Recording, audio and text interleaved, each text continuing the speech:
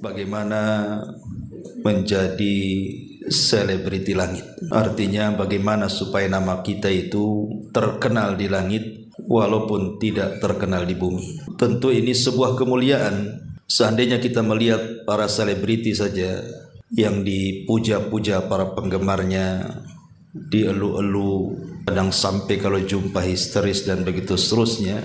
Bagi orang-orang awam tentu terkadang mereka menghayal kalau posisi mereka adalah para selebriti itu, sehingga banyak orang yang bercita-cita ingin jadi selebriti, ingin menjadi penyanyi, artis dan yang semacamnya supaya bisa dipuja dan puji manusia. Itu di dunia. Tetapi yang namanya dunia itu kan fana. Betapa banyak para artis itu yang dulu dipuja-puja, belakangan dihujat manusia. Terkadang muncul, terkadang tenggelam. Tetapi kalau seandainya kita dikenal di langit, dikenal di hadapan Allah, dikenal di hadapan para malaikat, tentu ini kemuliaan yang jauh lebih mulia dibandingkan para selebriti yang ada di bumi. Karena tujuan kita hidup itu yang memang mencari pujian dari Allah Subhanahu wa taala dan doa para malaikat. Ma'asyiral muslimat yang dimuliakan Allah Subhanahu wa taala. Lalu amalan apa saja supaya nama kita itu bisa disebut-sebut di langit, terkenal di langit? Tidak apa-apa tidak terkenal di bumi, tapi terkenal di langit. Maka di sini saya sebutkan beberapa amalan yang sebagiannya mudah kita lakukan, ya sebagiannya juga agak sulit kita lakukan. Pertama, memperbanyak zikir kepada Allah Subhanahu wa taala. Dan itu disebutkan dalam sebuah hadis qudsi yang dikeluarkan Imam Bukhari dari Abi Hurairah radhiyallahu anhu. An Abi Hurairah radhiyallahu anhu qala qala Rasulullah sallallahu alaihi wasallam yaqulu Allah jalla wa ala ana inda dhanni 'abdi bi wa ana ma'ahu idza dzakarani fa in dzakarani fi nafsihi dzakartuhu fi nafsi wa in dzakarani fi al mala'i dzakartuhu fi mala'i khair minhum wa in taqarraba ilayya bi shibrin taqarrabtu ilayhi dhira'an wa in taqarraba ilayya dhira'an taqarrabtu ilayhi ba'an wa in atani yamshi ataituhu harwalatan. Dari Abu Hurairah radhiyallahu an, Nabi sallallahu alaihi wasallam bersabda, aku akan berada dalam persangkaan hambaku kepadaku, dan aku selalu bersama hamba tersebut jika ia selalu mengingatku. Jika hamba itu mengingatku dalam dirinya, maka aku pun sama akan mengingatnya dalam diriku. Dan jika dia mengingatku dalam perkumpulan, maka aku akan mengingatkan dalam perkumpulan para malaikat juga, yang jauh lebih baik daripada mereka. Jika ia mendekat kepadaku sejengkal, aku akan mendekat kepadanya sehasta. Jika ia mendekat sehasta, aku akan mendekat kepadanya sedepah. Jika ia mendatangiku dalam keadaan berjalan, maka aku akan datang kepadanya dengan kondisi berlari. Ma'asyiral muslimat yang dimuliakan Allah Azza wa Jalla, perhatikan hadis ini. Allah Subhanahu wa taala sampai mengatakan, idza dzakarani fa in dzakarani fi nafsihi dzakartuhu fi nafsi. Jadi kalau kita berzikir, tidak ada yang tahu kecuali hati kita saja. Maka Allah Subhanahu wa taala akan menyebutkan juga di sisinya. Tapi kalau kita umpamanya berzikir di halayak orang ramai, pamannya ibu dari sini ke pasar, entah baca tasbih subhanallah, takbir alhamdulillah, ataupun tahlil la ilaha illallah, atau tahmid Allah, takbir Allahu akbar. Pokoknya zikir apa sajalah. Zikir itu kan macam banyaknya. Maka apabila kita kemudian berzikir kepada Allah di tengah-tengah keramaian manusia yang tidak berzikir, maka nama kita akan disebut oleh Allah Subhanahu wa taala di hadapan para malaikat yang ada di langit. Luar biasa, Bu. Allah akan menyebut nama-nama kita, nama orang tua kita lagi, fulan ibn fulan, di hadapan para malaikat. Dan ketika para malaikat kemudian mendengar bagaimana Allah Subhanahu wa taala memuja dan memuji kita, nama kita disebut-sebut, maka semua malaikat pun ikut memuja seperti yang Allah puja. Coba bayangkan, kalau saya buat analogi, Bu, seandainya presiden kita datang ke Batam, kemudian mengumpulkan orang satu Batam, anggaplah di lapangan sini kan, tiba-tiba presiden nyebut pula nama ibu tuh, disebut-sebut tuh nama ibu tuh, kemudian dipuji-puji di hadapan warga Batam. Kemudian ada pula yang memvideokan, diviralkan lagi, nama ibu pula disebut di situ. Coba bayangkan, terkadang di antara kita ada rasa bangga tuh. Wah, nama saya viral, dipuji-puji, disebut-sebut. Itu yang muji presiden, Bu. Yang mendengarkan ya macam kita-kita manusia. Kita saja dipuji-puji presiden, udah bangganya luar biasa. Ini yang muji Allah yang menciptakan kita, yang memberikan rezeki kepada kita, yang berikan nikmat kepada kita, yang berikan hidup dan mati kepada kita, dipuji di hadapan para malaikat. Subhanallah. Harusnya kita harus lebih bangga. Dan caranya mudah, cukup berzikir. Kalau presiden kita ingin memuji kita, macam mana caranya? Ibu mau dekat-dekat presiden, mana bisa ada ajudannya? Tidak bisa. Betapa banyak orang-orang yang memuji presiden, belum tentu presiden muji kita kan, Bu. Tapi kalau kita memuji Allah Subhanahu wa taala, dipastikan Allah langsung memuji kita, ada timbal balik. Bahkan Allah memuji di hadapan para malaikatnya dengan bangganya dia menyebut nama kita. Luar biasa, Bu.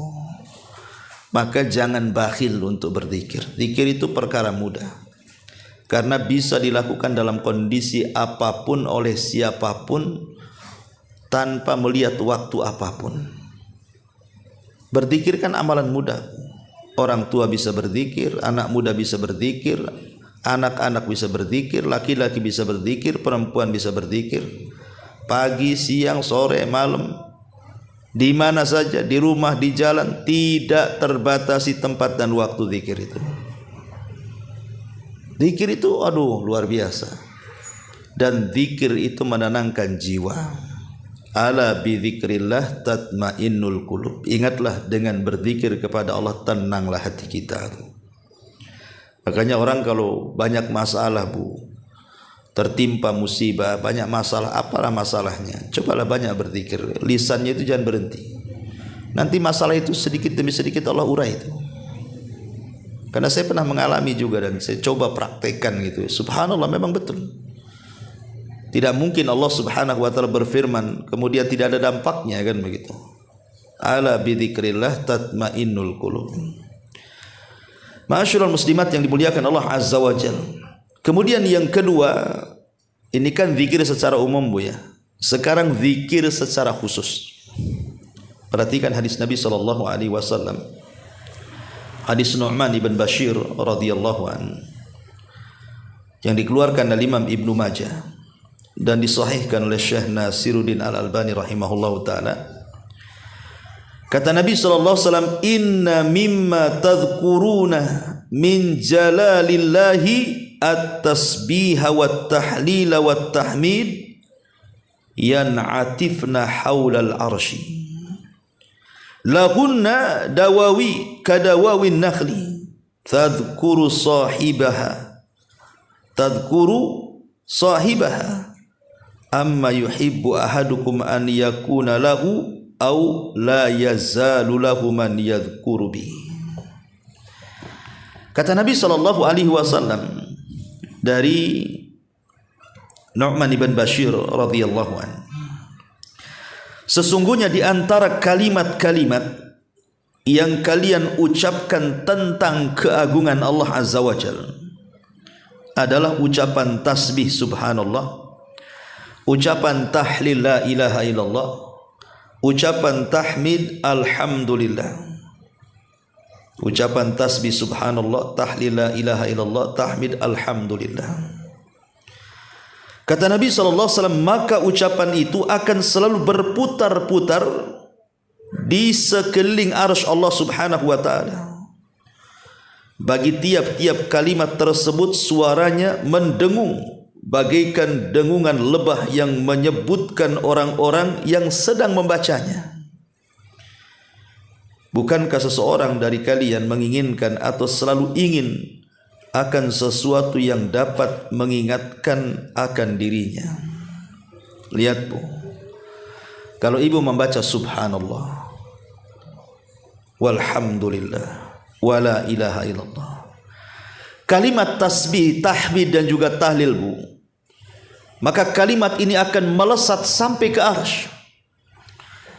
Kemudian dia akan menyebut-nyebut setiap orang yang menyebutnya, dan suaranya seperti suara tawon mendengung Bu. Saking terusnya menyebut-nyebut nama kita yang menyebut subhanallah walhamdulillah wala ilaha illallah.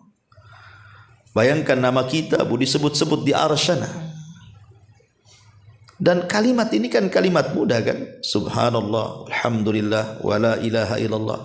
Apa sulitnya coba? Tapi 3 kalimat ini melesat sampai ke arsy tuh, berputar-putar lagi di arsy. Kemudian menyebut nama kita yang sedang berzikir, menyebut tasbih, tahlil dan tahmid itu. Dan suaranya mendengung-dengung. Makanya Rasul mengatakan, ya na'atif lahaulal arsy lahunna dawiyun kadawawin nakhli. Bagi tiap-tiap kalimat tersebut terdengar suara mendengung bagaikan dengungan lebah yang menyebut-nyebut orang yang membacanya. Subhanallah ya. Hanya menyebut 3 kata Bu, nama kita disebut-sebut di arsyana itu. Subhanallah walhamdulillah wala ilaha illallah. Luar biasa ya. Ini yang kedua. Kemudian yang ketiga, ma'asyiral muslimat yang dimuliakan Allah subhanahu wa ta'ala, selain daripada berzikir secara khusus dengan menyebutkan subhanallah walhamdulillah wala ilaha illallah Allahu akbar, juga ketika kita berdoa membaca doanya Nabi Yunus, la ilaha illa anta subhanaka inni kuntu minadh dhalimin. La ilaha illa anta subhanaka inni kuntu minadh dhalimin. Sebab ada sebagian ahli tafsir yang menceritakan ketika Nabi Yunus alaihi salatu wassalam dimakan ikan, kemudian masuk ke dalam perut ikan, kemudian dibawa ke dasar lautan itu, maka Nabi Yunus mengalami 3 kegelapan. Gelap dalam perut ikan, gelap di dasar lautan, dan gelap di tengah malam. Maka Yunus alaihi salatu wassalam pun akhirnya melupakan segalanya.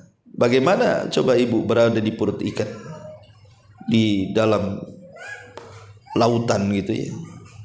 Berarti terlepas padanya segala hubungan dengan dunia kan Bu.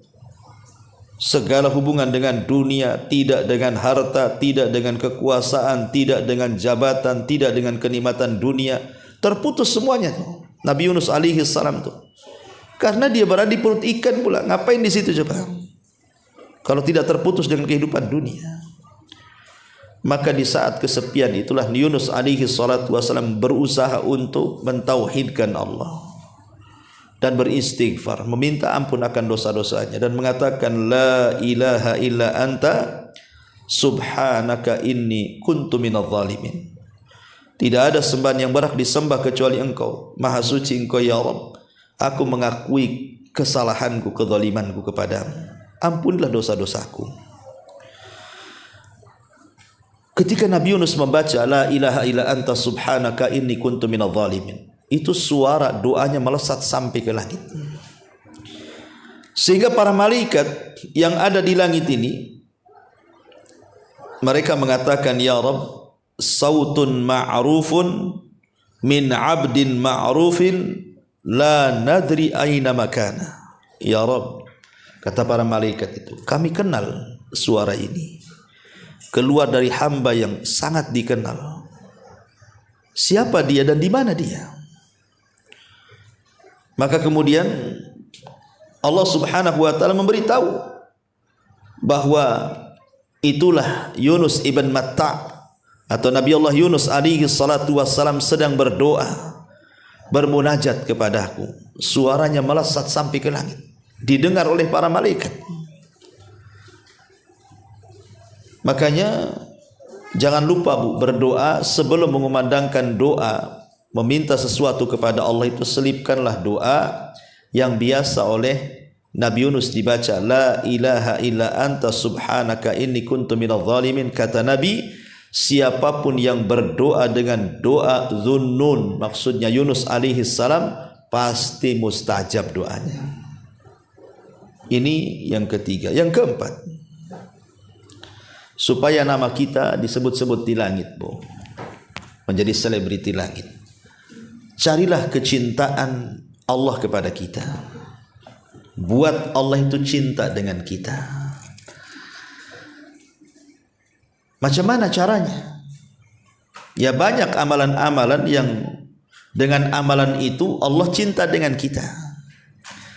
Karena apabila Allah Subhanahu wa taala sudah cinta dengan kita, Bu, maka nama kita akan disebut-sebut. Bukan hanya 1-2 malaikat, semua malaikat lagi, yang jumlahnya tidak ada yang tahu kecuali Allah Subhanahu wa taala. Wa ma ya'lamu junuda rabbika illahu wa ma huwa illa dzikra lil bashar. Tidak ada yang tahu jumlah tentara Allah dari kalangan malaikat kecuali Allah Azza wa Jalla. Bayangkan Rasul naik ke langit saja. Di langit pertama setiap 4 jari ada malaikat yang ruku sampai kiamat, sujud sampai kiamat, berdiri sampai kiamat. Setiap 4 jari malaikat itu berapa tuh jumlahnya? Yang tawaf di Baitul Ma'mur itu 70.000 malaikat itu tawaf, keluar enggak kembali, datang pula malaikat baru. Itu setiap hari itu. Berarti kita tidak tahu berapa jumlah malaikat itu. Itulah tentara-tentara Allah Azza wa Jalla. Lah semua malaikat yang ada di langit dan yang ada di bumi itu, Bu, mereka akan memuji kita. Kalau kita mendapatkan kecintaan Allah kepada kita. Ingat hadis yang sering saya sampaikan, hadis Abi Hurairah radhiyallahu anhu, di mana Nabi SAW mengatakan, innallaha idza ahabba fulanan, Allah itu kalau cinta dengan si fulan atau si fulana, nadahu Jibril. Yang pertama dipanggil siapa? Jibril. Kemudian Allah Subhanahu wa taala berfirman kepada Jibril, ya Jibril, inni uhibbu fulanan fa ahibbahu. Jibril, aku suka dengan si fulan ibn fulan itu, maka kamu harus suka juga dengan dia. Ketika Jibril tahu bahwa Allah menyukai salah seorang di antara kita dan menyebut-nyebut nama kita, maka Jibril berteriak mengumpulkan semua malaikatnya. Dia kan pemimpin malaikat. Maka semua malaikat akan mendengarkan apa yang akan diucapkan Jibril. Maka Jibril mengatakan, ya malaikat Allah, innallaha ahabba fulanan fahibbuhu. Wahai malaikat-malaikat Allah, dimanapun kau berada, Allah sudah mencintai fulan ibn fulan, maka kalian semua harus mencintainya. Maka semua malaikat ketika mendengar nama kita, semua cinta dengan kita. Dan apabila semua malaikat cinta dengan kita, Allah tanamkan kecintaan kepada makhluk yang ada di bumi. Luar biasa. Jadi kalau kita ingin jadi selebritis langit, ingin nama kita disebut-sebut di langit, cari sebab-sebab yang Allah suka dan cinta dengan kita. Contohnya apa? Contohnya umpamanya, ibu banyak melakukan sholat sunnah. Nabi SAW bersabda, wa ma yazalu abdi yataqarrabu ilayya bin nawafil hatta uhibbahu, kata Rasul. Dalam hadis kudusinya Allah berfirman, ketika seorang hamba terus menerus melaksanakan solat-solat sunnah, entah rawatibnya, entah nawafilnya, baik duhanya, witirnya, tahajudnya, sebutkanlah solat sunnah. Kalau kita terus rutin melaksanakan solat sunnah, maka lama-lama Allah suka dengan kita tuh. Makanya di sini Allah mengatakan, tidaklah seorang hamba terus-menerus mendekatkan diri kepadaku dengan sunnah-sunnahnya sampai akhirnya aku pun cinta dengan hamba tuh. Jadi kalau ingin meraih kecintaan Allah supaya nama kita disebut-sebut di langit, perbanyak sholat sunnah. Ataupun umpamanya contohnya, ibu berziarah mengunjungi teman-teman ibu, tetapi tidak mengunjungi kecuali karena Allah, bukan mau nagih hutang, bukan juga mau pinjam uang, bukan juga karena ingin ngelobi sesuatu dari urusan dunia, mau ngajak bisnis, bukan dah. Jadi betul-betul datang ziarah ke teman kita, ibu ada kawan di Batam Center, apalagi lebih jauh di Tanjung Pinang sana, atau ibu ke Rempang sana, itu. Mamanya, jadi ibu datang lillahi ta'ala, bukan karena siapa-siapa, karena memang ingin ziarah, ingin ukhuwah, menguatkan persaudaraan gitu ya. Maka itu juga salah satu penyebab Allah cinta dengan kita. Makanya hadis Nabi mengatakan, masih firman Allah Azza wa Jalla dalam hadis kudusinya, haqqat mahabbati lil mutahabbaini fiyah wa haqqat mahabbati lil mutazawwaraini fiyya wa haqqat mahabbati lil mutabadzalaini fiyya wa haqqat mahabbati lil mutawassilaini fiyya. Kata Nabi SAW, maka orang ini berhak mendapatkan kecintaanku bagi orang yang sesama saling mencintai karena Allah, ataupun saling mengunjungi karena Allah, ataupun saling membantu karena Allah, ataupun saling berhubungan, bersilaturahim karena Allah. Berarti di sini ada 4 perkara yang menjanjikan Allah cinta dengan kita. Pertama, saling mencintai karena Allah. Yang kedua, saling mengunjungi karena Allah. Yang ketiga, saling membantu karena Allah. Dan yang keempat, saling bersilaturahim karena Allah. Maka 4 perkara dikumpulkan dalam satu hadis riwayat Ahmad, penyebab Allah suka dengan kita. Ma'asyiral muslimat yang dimuliakan Allah Azza wa Jalla. Ataupun yang lain contohnya, ibu mendapatkan musibah, entah kesehatan, entah anak-anak, orang tua, tetangga, usaha, apalah sebutkan musibahnya. Kemudian ibu sabar, karena semua datang dari Allah pun akan kembali kepada Allah. Kemudian ibu mengharap pahala dari musibah itu. Setelah ibu mengatakan inna lillahi wa inna ilaihi rajiun, ibu katakan musibah yang menimpaku. Maka kalau bisa ibu lakukan 2 perkara ini saat ibu terkena musibah, ibu istirja, mengembalikan musibah kepada Allah. Yang kedua, ibu mengharap pahala dari musibah itu, pahala sabar. Maka itu tanda Allah akan turunkan kecintaannya. Makanya Nabi SAW mengatakan, inna idhamal jaza ma'a idhamil bala. Besarnya balasan dari Allah itu tergantung besarnya cobaan yang Allah timpakan kepada kita. Kemudian Nabi SAW mengatakan, innallaha idza ahabba abdan ibtalahu. Allah kalau suka dengan seorang hamba, pasti Allah kasih ujian. Kemudian kata Rasul sallallahu alaihi wasallam, "Faman radiya falahu ridha wa man sakhita falahu sukhtu." Siapa yang ridha dengan ujian itu, maka Allah ridha dengan dia. Tapi siapa yang murka dengan ujian itu, Allah juga murka kepadanya. Maka untuk meraih kesabaran adalah ketika kita ditimpa musibah, istirja, kembalikan semua kepada Allah, katakan innalillahi wa inna ilaihi rajiun.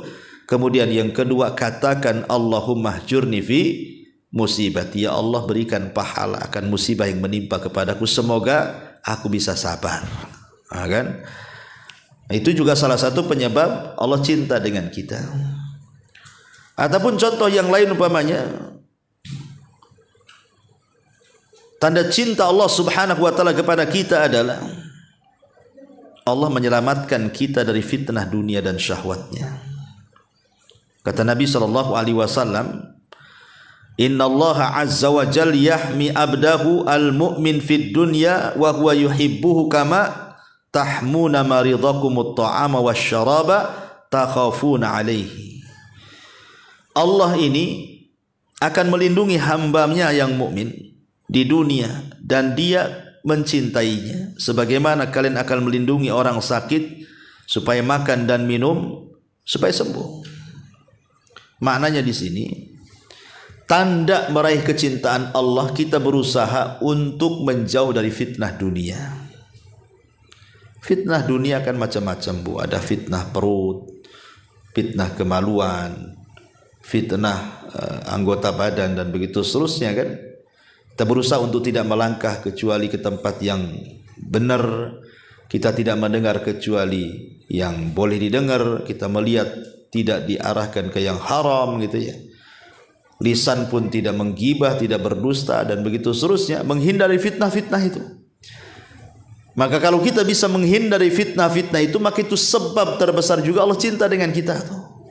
Sekali lagi, kalau Allah sudah cinta dengan kita, kita akan jadi selebritis langit, Bu. Disebut-sebut nama kita di langit, di hadapan para malaikat, di hadapan Jibril, Mikail, Israfil, malaikat pemikul ars dan seluruh malaikat yang ada di langit. Luar biasa. Ya, ini juga di antara penyebab yang keempat, carilah penyebab kecintaan Allah kepada kita. Karena perkara itu bukan bagaimana kita mencintai Allah, tapi bagaimana Allah cinta dengan kita. Kemudian yang kelima, carilah penyebab-penyebab supaya kita bisa mati husnul khotimah.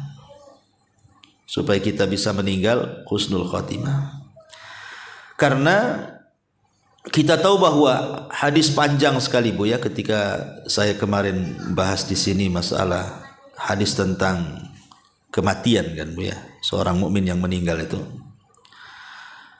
Hadis Bara bin Azib yang sangat panjang sekali itu. Salah satunya adalah ketika malaikat maut mencabut nyawa kita, kemudian diiringi dengan para malaikat-malaikat yang disebut dengan rusulul maut, rasul-rasul kematian. Maka ketika ruh kita dicabut, Bu, itu kan diletakkan di kain kafan dari sorga yang sudah dibaluri minyak wangi dari sorga. Kemudian minyak wangi itu melambung sampai ke langit, Bu. Semua malaikat menciumnya. Kemudian malaikat-malaikat di langit itu bertanya lah, ini ruhnya siapa, kan begitu. Kok harum sekali, kok indah sekali. Semua malaikat memuji ruh itu. Maka kemudian Rasulul Maut yang membawa ruh dalam kafan sorga dengan bau semerbak harum itu menyebutkan ruhnya Fulan ibn Fulan, menyebut nama yang paling disukai dia di dunia. Lihat, orang yang husnul khatimah, kematiannya disebut-sebut di langit tuh. Semua malaikat memuji kita tuh, memuji ruh yang naik ke langit, dan dia seorang mukmin yang husnul khatimah. Ma'asyiral muslimat yang dimuliakan Allah Subhanahu wa taala. Maka sebisa mungkin kita ini berusaha mencari sebab-sebab, ya, supaya dengan sebab-sebab itu kita bisa meninggal dalam posisi husnul khatimah. Sebut saja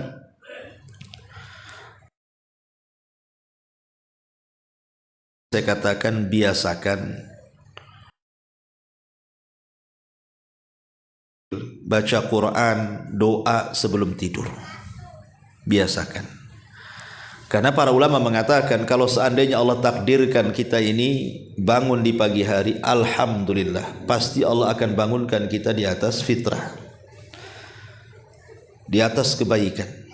Tapi kalau Allah takdirkan kita meninggal, maka boleh jadi kita diwafatkan husnul khatimah. Kenapa?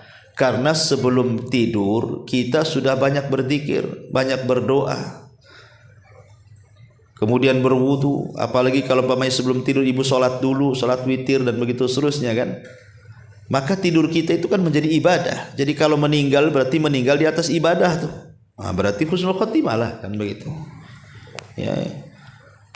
Kemudian juga hal-hal yang diantara penyebab husnul khatimah adalah dengan memperbanyak tobat.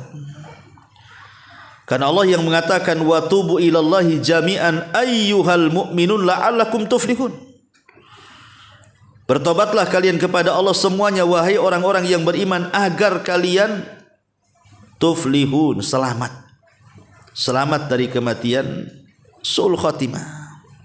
Makanya sering saya katakan, Bu, jangan numpuk-numpuk dosa. Kalau hari ini buat dosa, cepat istighfar. Kalau dosa besar, cepat ngambil wudu, sholat taubat.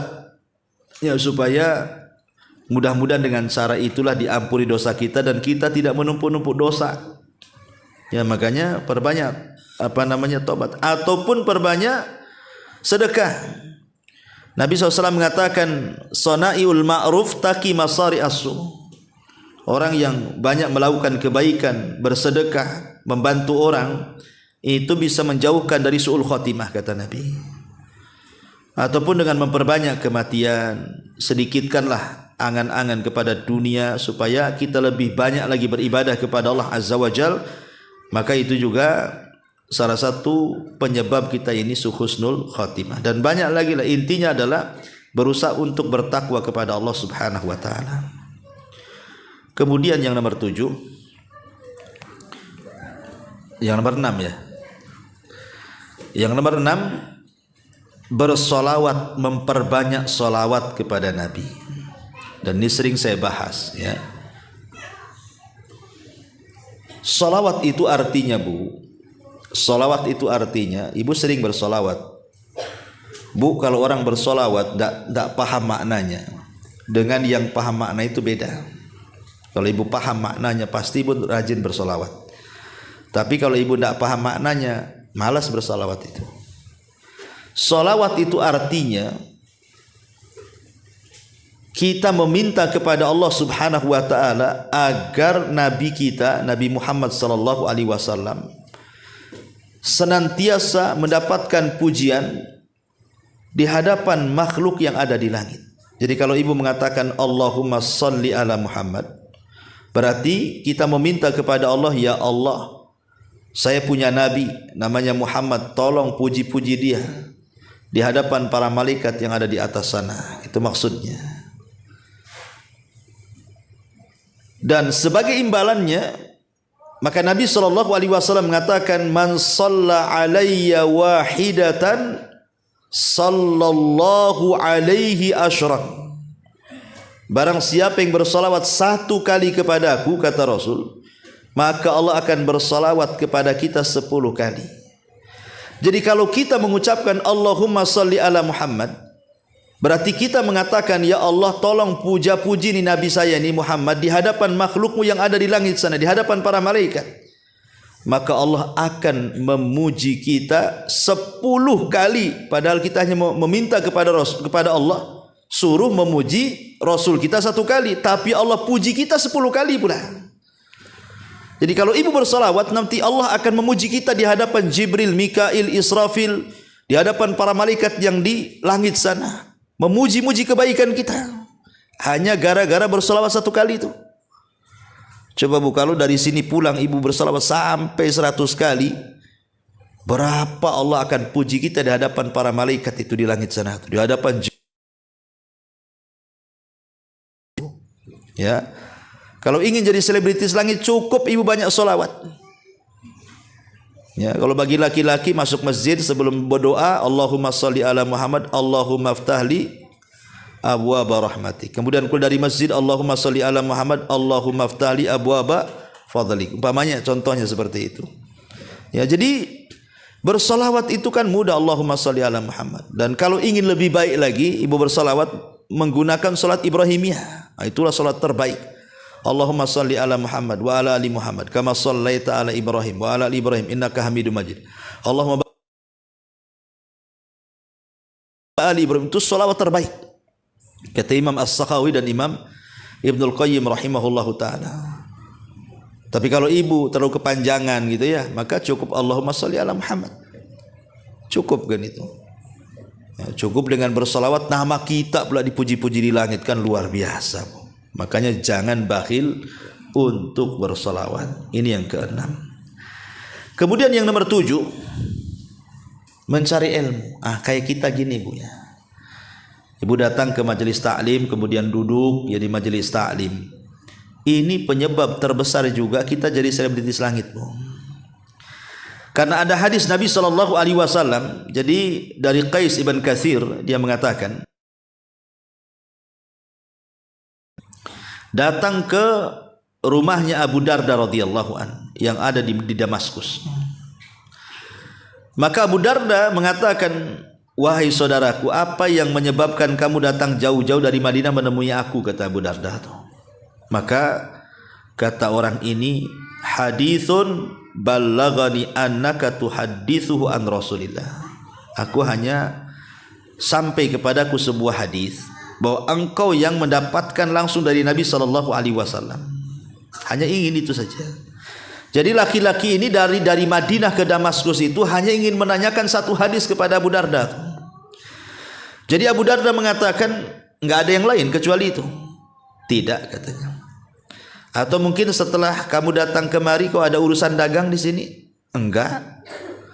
Atau engkau ingin mencari dunia atau apa setelah datang dengan aku? Enggak juga. Memang murni aku datang dari Madinah menemuimu itu hanya untuk bertanya satu hadis ini saja, katanya. Katanya kau dengar langsung dari Nabi. Maka Abu Darda pun kemudian menceritakan dia, aku memang langsung mendengar dari Nabi SAW dan beliau bersabda, man salaka tariqan yabtaghi fihi ilman salakallahu bihi tariqan ilal jannah. Barang siapa yang berjalan, mungkin ibu dengan kaki ke sini, dengan motor, dengan mobil gitu ya ke sini, dalam rangka mencari ilmu agama, Allah akan mudahkan nanti langkahnya menuju surga, Bu. Kemudian kata Rasul, wa innal malaikata la tadau ajnihataha ridan li talabil ilmi. Maka sesungguhnya para malaikat akan mengepak-ngepakkan sayapnya karena suka dengan para penuntut ilmu. Wa innal alim la yastaghfiru lahu man fis samawati wa man fil ardi. Di sini syahidnya. Dan seorang alim yang belajar menuntut ilmu agama itu, semua makhluk yang ada di langit. Siapa yang makhluk yang ada di langit? Para malaikat lah. Bahkan semua makhluk yang ada di bumi ikut-ikut memintakan ampun akan dosa kita, Bu. Disebut-sebut nama kita di langit. Ibu fulanah bintu fulanah lagi ngaji di rumahnya Pak Yudi. Disebut-sebut tuh di langit tuh. Ya. Tapi ingat, Bu, datang kemari sebagaimana orang ini kepada Abu Darda, betul kau hanya mencari hadis Nabi? Iya. Bukankah urusan lain? Enggak. Apa salah pas ini mau dagang? Enggak juga. Jadi datangnya ibu kemari itu murni ingin ngaji, Bu. Bukan karena itu yang punya utang sering ngaji tuh. Nah, kita ngajilah sekalian nagih. Nah, bukan itu, Bu, ya. Ataupun karena itu ada kawan di situ suka ngaji, dah lama saya nggak ketemu. Ayo kita ke sana yuk. Berarti kan ingin ketemu kawan, bukan ingin ngaji di situ. Itu berarti ngajinya sampingan. Ya. Jadi bukan karena apa-apa, memang murni datang dari rumah ke sini ya memang ngaji. Ya gitu maksudnya ya. Nah, itulah yang kemudian semua malaikat yang akan di langit itu kenal kita atau mendoakan kita lagi. Subhanallah. Ya kan? Luar biasa thalabul ilmi itu. Ya, tapi ya walaupun luar biasa keutamaannya kayak gini pun ya sedikit juga yang datang. Coba ibu buat konser dangdut ya. Enggak diundang pun datang, buat tetangga nengok di jendela. Ya. Ma'asyiral muslimin yang dimuliakan Allah Subhanahu wa taala, ini juga di antara penyebab kita menjadi selebritis langit. Kemudian selanjutnya menunggu waktu solat setelah solat. Menunggu solat setelah solat. Rindu umpamanya ibu solat zuhur ya nanti. Kemudian pengen kapan asar gitu ya. Ini mah enggak. Aduh, baru zuhur asar lagi. Nah, itu namanya menjadikan solat itu beban namanya Bu ya. Maksudnya dia rindu. Namanya ibu dari zuhur ke asar karena memang enggak ada yang dikerjakan. Apalagi ya di rumah enggak ada siapa-siapa. Habis zuhur ibu ambil Quran, baca Quran kan itu ya, atau zikir sampai ke asar gitu ya. Kemudian sholat asar atau dari maghrib ke isya gitu kan pendek waktunya ya. Maka Nabi SAW menyebutkan dalam Musnad Ahmad dari Abdullah ibn Amr radhiyallahu anhuma, dia mengatakan sallaina ma'a Rasulillah sallallahu alaihi wasallam, kami pernah salat bersama Nabi sallallahu alaihi wasallam salat maghrib ya. Fa'aqaba man aqab wa raja'a man raja', ada yang menunggu dari maghrib ke isya, ada juga yang pulang. Lah ketika itu Nabi SAW datang. Rupanya di masjid itu masih banyak orang-orang yang menunggu sholat isya dari maghrib itu. Ya, yang pulang ada, tapi yang tetap di situ banyak gitu ya. Jadi Nabi SAW bersabda kepada orang-orang yang nunggu sholat isya itu setelah sholat maghrib, kata Rasul, abshiru ma'syaral muslimin. Berbahagialah wahai orang-orang yang muslim. Hadza rabbukum, ini Rabb kalian. Qad fataha baban min abwabis sama yubahibikumul malaika. Ini Rabb kalian sungguh telah membuka pintu-pintu langit, dan para malaikat membanggakan kalian semuanya. Yaqul, dia berkata, haula'i ibadi, Allah mengatakan itulah hamba-hambaku. Qadau faridatan, mereka sudah melaksanakan faridah, kewajiban salat. Wahum yantadirunal ukhra, mereka masih nunggu untuk melakukan salat yang berikutnya. Lihat. Jadi kalau seseorang itu habis salat menunggu salat, itu pintu-pintu langit akan dibuka kepada kita, dan Allah akan membanggakan kita yang menunggu salat itu di hadapan para malaikat itu. Sehingga Allah mengatakan, lihat wahai hamba-hambaku, lihat malaikat, lihat tuh ada hamba-hambaku habis salat nunggu salat. Oh, jadi Allah langsung ngomong, mengumumkan di hadapan para malaikat yang di langit. Nah, jadi sekali-kali gitulah Bu ya kan. Umpamanya ibu kan sholatnya di rumah, habis maghrib ke isya memang gak ada kegiatan, kebetulan gak ada kegiatan Bu ya. Ya udah, ibu ya makanya saya sering sarankan kalau bisa di rumah tuh ada semacam mihrab lah Bu untuk ibu beribadah. Umpamanya dikhususkan ini di kamar ini khusus sholat, jangan dipindah-pindah ya. Dan kalau bisa ada, Ustadz, saya tinggal di kos-kosan kecil, cemana buat musola, taruh sajadah, jangan dipindah-pindah dari situ. Kemudian kalau bisa sekitarnya bersih, khusus untuk sholat tuh kalau bisa bersih, walaupun hanya satu kamar itu kan, umpamanya di pojokan, ya sudah taruh di pojokan situ, supaya tahu itu tempat sholat gitu maksudnya. Buat mihrab, kayak Maryam itu kan punya mihrab di situ. Ini enggak, ibu sholat kadang di dapur, kadang di ruang tengah, apa kok musholahnya pindah-pindah gini ya. Jadi kalau bisa satu tempat itu khusus, kalau rumahnya kecil ya tinggal digulung sajadahnya, kalau mau sholat ya dibentangkan gitu Bu ya. Nah, ibu sholat maghrib di situ, habis sholat maghrib ya ibu duduk baca Quran sampai isya, kemudian isya ibu sholat. Nanti nama ibu di langit disebut-sebut tuh sama Allah Azza wa Jal, dan Allah mengatakan, lihat malaikat tuh hambaku tuh habis melaksanakan sholat wajib, dia nunggu sholat wajib yang lainnya katanya. Luar biasa kan. Nah, kemudian yang terakhir, biasakan berkata jujur. Nabi SAW mengatakan dari hadis Abdullah bin Mas'ud radhiyallahu an, Nabi mengatakan, inna sidqa yahdi ilal bir wa innal birra yahdi ilal jannah wa innar rajula la yataharra sidqa hatta yuktaba indallah siddiqa wa innal kadhiba yahdi ilal fujur wa innal fujura yahdi ilan nar wa innar rajul la yataharral kadhiba hatta yuktaba indallahi kadzdzaba.